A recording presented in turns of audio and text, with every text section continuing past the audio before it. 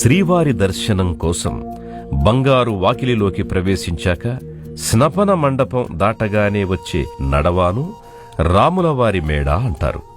స్వామివారి ఏకాంత సేవ సమయంలో తాళ్లపాక అన్నమయ్య వంశీకులు ఈ రాములవారి మేడలో గల నడవాలో కూర్చొని స్వామివారికి లాలిపాటను పాడి వినిపిస్తారు. రాములవారి మేడలో ఇరువైపులా ఎత్తైన అరుగులుంటాయి.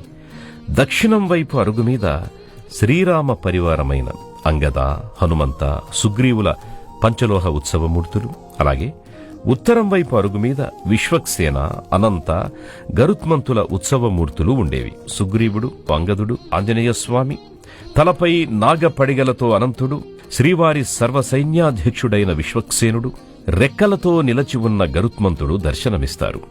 ప్రస్తుతం ఈ మూర్తులన్నింటినీ బంగారు బావి పక్కన తీర్థమిచ్చే మండపంలో కొలువుదీర్చారు.